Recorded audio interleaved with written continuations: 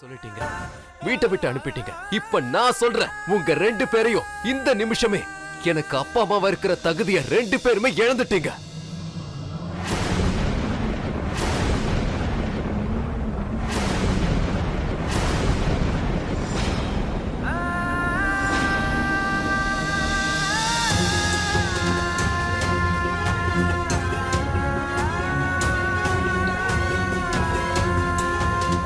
பாரு அருண், கத்தாதீங்க அர்ஜுன் தாஸ்.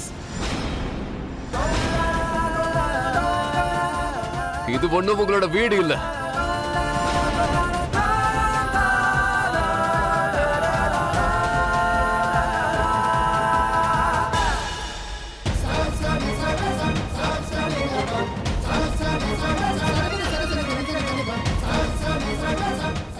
இவள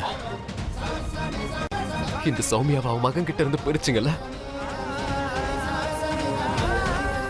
இங்க வலிக்கும் பிரீத்தி, பயங்கரமா வலிக்கும். அப்புறம் இப்ப அதே வலிய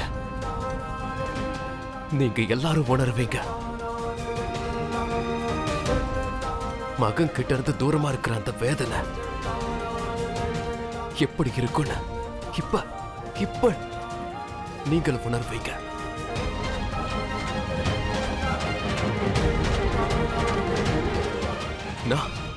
நான் உங்க கூட வரமாட்டேன். இங்க இருந்து போயிடுங்க. இங்க பாரு, நான் சொல்றத கேளு. நான் உன்னோட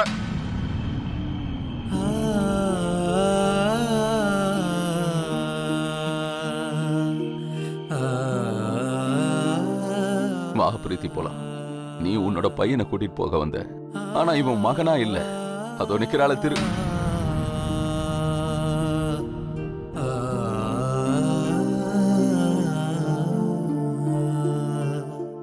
அந்த சௌமியாவோட புருஷனா இருக்கான்.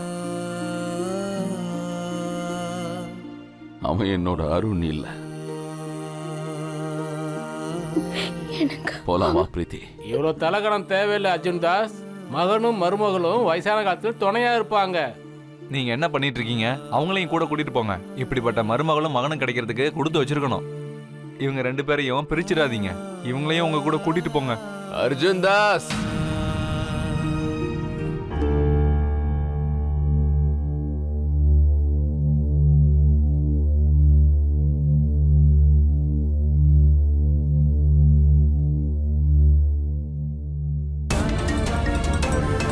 என்னையும் சௌமியாவையும் பார்த்து பொறாமப்படுறவங்க இந்த ஊர்ல நிறைய பேர் இருக்கலாம்.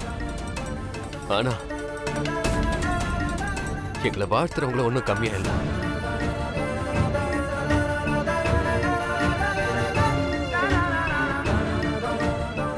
அருண்,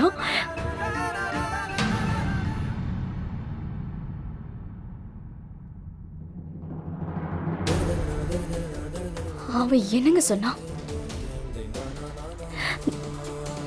நம்ம பையனை பத்தி நான் பொறாமப்படுறேனா? என்னடா சொன்ன? வா போலாம்.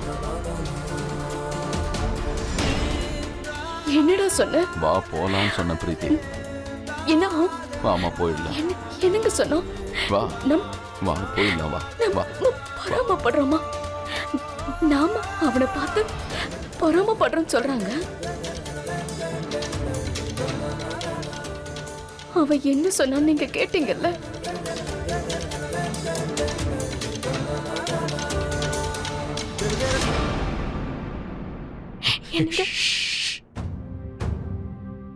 இப்ப நீ எதையும் பேசவே வேண்டாம்.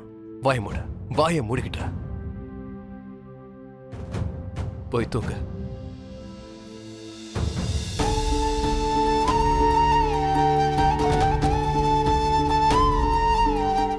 அம்மா என்ன பண்ணலான் இருக்கீங்க? தினமும் இங்கேயே தூங்கலான்ட்டா? நான் என்னோட சௌமியாவுக்காக ஒரு வீடு ரெடி பண்ணணும். அப்படின்னா தூங்கு. நாளை காலையில் என் கூட வேலைக்கு வா, போலாம்.